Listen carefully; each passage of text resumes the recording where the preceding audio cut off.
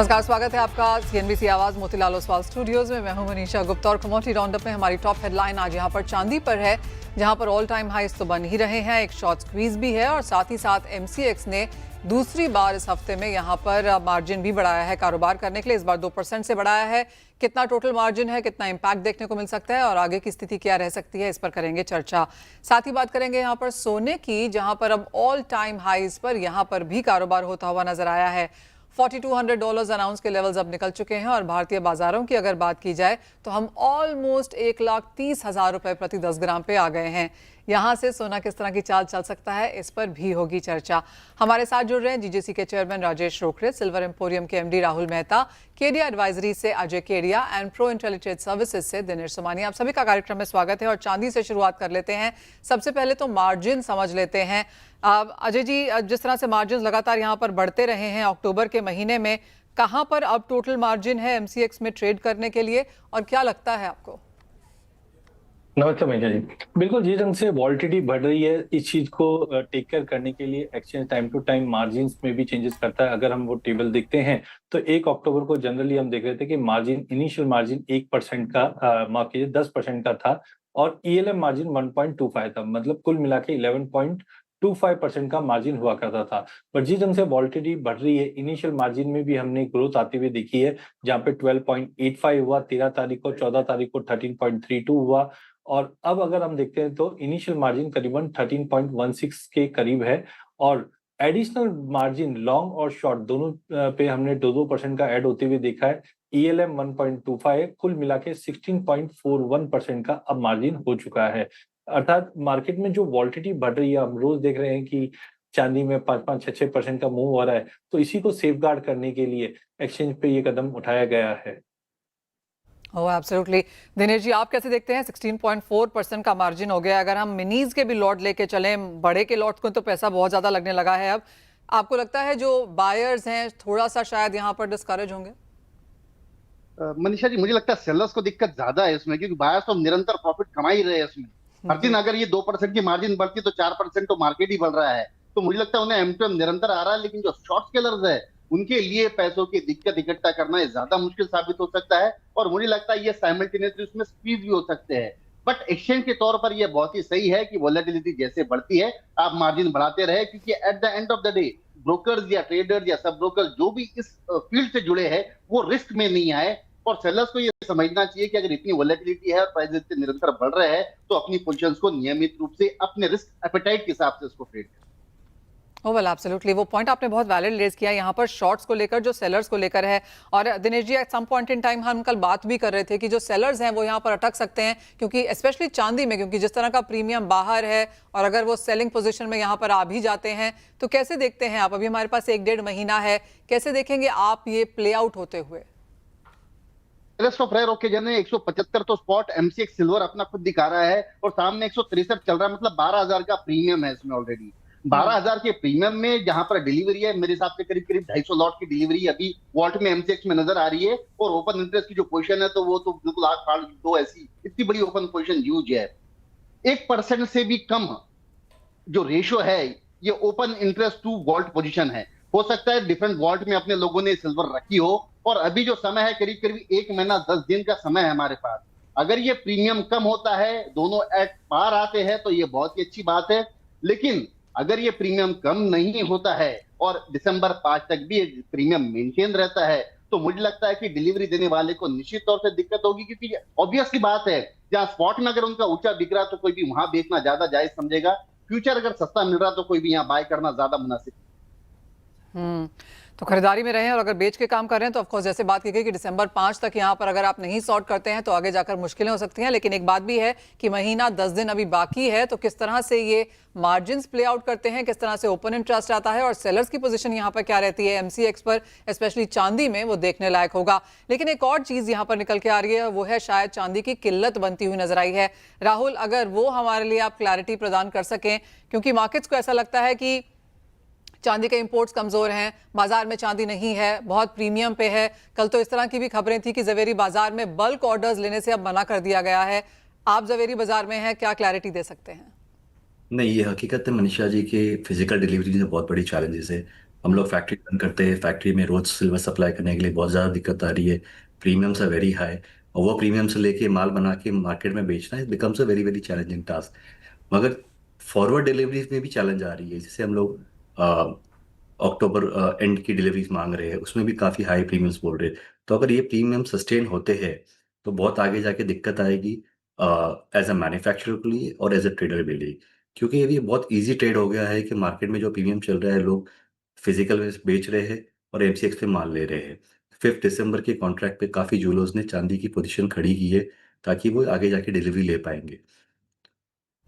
All right, तो लोग physical में माल बेच रहे हैं और एमसीएक्स पे यहाँ पर खरीदारी कर रहे हैं। क्लियरली ये जो पूरा का पूरा टर्न अराउंड हमने चांदी में होता हुआ देखा है, काफ़ी काफ़ी सरप्राइजिंग है राहुल। लेकिन साथ ही साथ यहाँ पर आप, जैसे आपने कहा, आप प्रीमियम दे रहे हैं, तो किस तरह का प्रीमियम आपको देना पड़ रहा है बुलियन को अभी? जी, बुलियन में हम लोग करीब करीब 10 से 15 हज़ार का प्रीमियम दे रहे हैं मार्केट में रेडी डिलीवरी प्रिक्योर करने के लिए।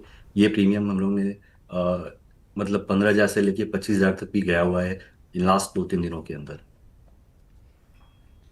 सामने जैसे आपने राहुल कहा कि आगे जाकर अगर प्रीमियम खत्म हो जाता है, प्राइसेस नीचे आ जाते हैं, तो आपने यहाँ पर प्रीमियम पे खरीदा हुआ है, आपको लगता है वो एक लूजिंग प्रोपोजिशन है? क्योंकि कंज्यूमर तो उस दिन की चांदी लेगा, उस दिन के प्राइस के लिहाज से।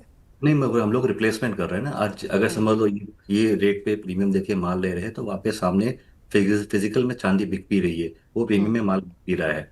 मगर जो एग्जिस्टिंग हमारा जो इन्वेंट्री है वो जो हम लोग बेच रहे हैं, वो इन्वेंट्री हम लोग वापस रिफर्बिश कर रहे हैं December 5 के कॉन्ट्रैक्ट में एमसीएक्स पे।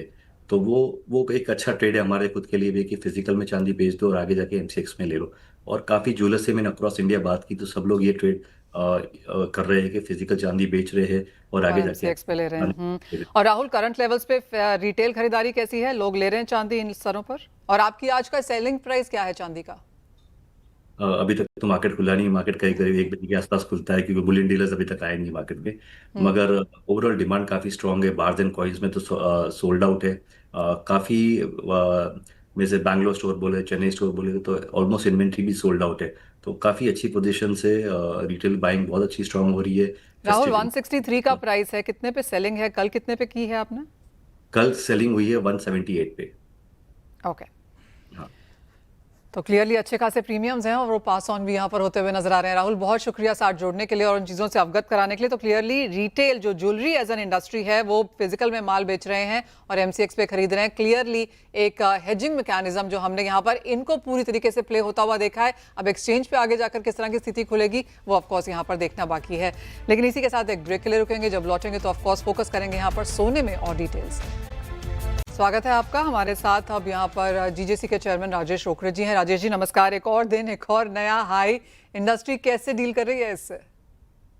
देखिए ये मतलब बहुत ही ज्यादा अनएक्सपेक्टेड था। जिस तरीके से चांदी ने एक साल में डबल के रिटर्न दिए, इस वजह से फिजिकल मार्केट में एकदम से ज्यादा लोग खरीदारी करने के लिए आ गए और ये एकदम पैनिक सिचुएशन है। और जिस तरीके से प्रीमियम फिलहाल सिल्वर पे चल रहा है, तो गोल्ड पे भी लोग थोड़ा सा कहीं ना कहीं, जो सिल्वर जो चाहता है कि भाई मैं कहीं ना कहीं सिल्वर या गोल्ड कहीं तो भी इन्वेस्ट कर लूं, तो इन्वेस्टमेंट वाले जो हमारे कस्टमर्स है वो थोड़ा सा ज्यादा इसमें इन्वॉल्व हो चुके हैं।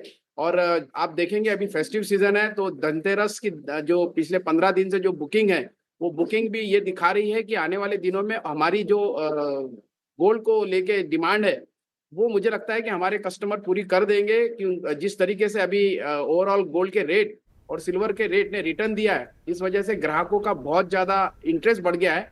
और केवल बुलियन में ही नहीं, तो ज्वेलरी में भी हमारे कस्टमर्स का बहुत ज्यादा अभी बाइंग पोजीशन में उन्होंने अपने आप को रख लिया है, क्योंकि गोल्ड भी उसी तरीके से रिटर्न दिए हैं।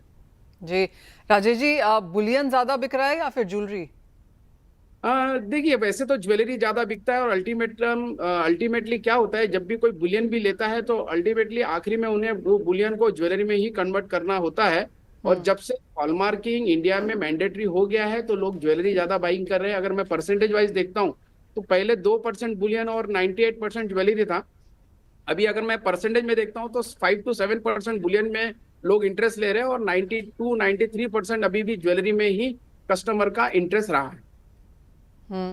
राजेश जी, जैसे चांदी में तो ऑफ कोर्स यहाँ पर शायद किल्लत भी है, प्रीमियम्स भी लगाए जा रहे हैं, लेकिन गोल्ड आप कहेंगे वो प्रॉब्लम नहीं है, प्राइसेस लगातार बढ़ते जा रहे हैं और जो हम पहले ही बात करते रहे कि वॉल्यूम में 10, 15, 20% की गिरावट शायद देखने को मिल पाएगी। अब हम 2-3 दिन दूर हैं धनतेरस, दिवाली से, आप कहेंगे अभी भी उतनी ही गिरावट के साथ इंडस्ट्री काम कर रही है? देखिए, गिरावट नहीं कहूंगा मैं। जब ये देखिए इंटरनेशनली जब गोल्ड अगर $2000 था या $1500 था, तब 10% का correction it is a normal thing. तब अगर $1500 में 10% का करेक्शन भी आता था तो $150 का आता था।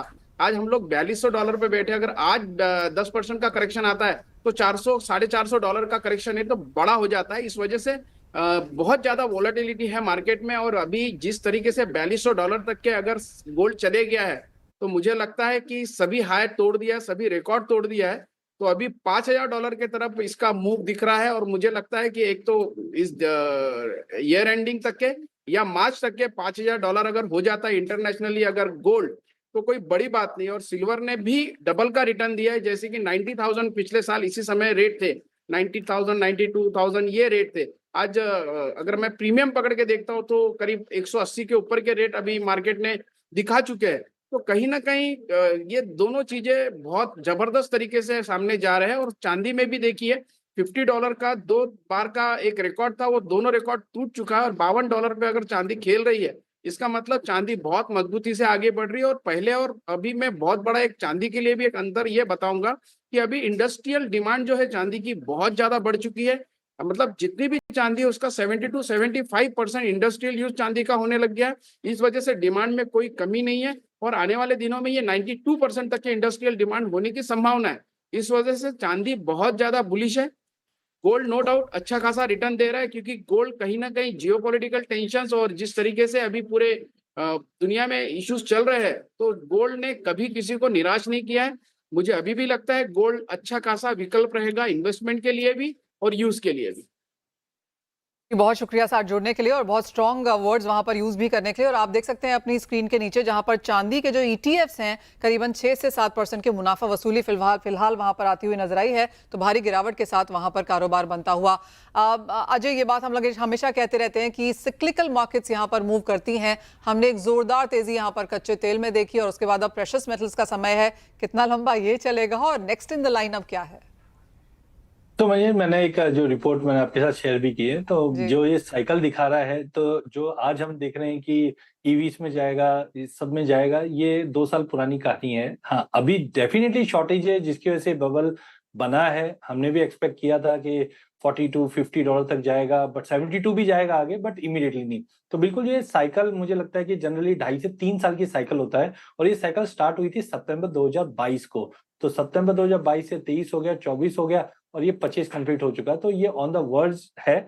मुझे नहीं पता कि आगे और कितना ये एक्सटेंशन, ये बुल रन हम बोल सकते हैं, या मैड रन जो चल रहा है वो कितना और ऊपर जाएगा। हाँ, फंडामेंटल है, लेकिन अब प्राइस फंडामेंटल के बियॉन्ड जा रही है। तो आई थिंक एक पॉज या करेक्शन जरूर है। बट हाँ, जैसे मैंने आपको बताया भी कि इसके बाद की जो नई रैली बनने वाली है वो मेटल्स में देखेंगे, जैसे कॉपर है, जिंक है, एल्यूमिनियम है, इनमें हम आते हुए देखेंगे, एग्री में आते हुए देखेंगे। बट यहाँ से मुझे लगता है कि जो रैली चलती है 2.5-3 साल की, वो अब कहीं ना कहीं खत्म होते हुए दिखाई देगी जरूर।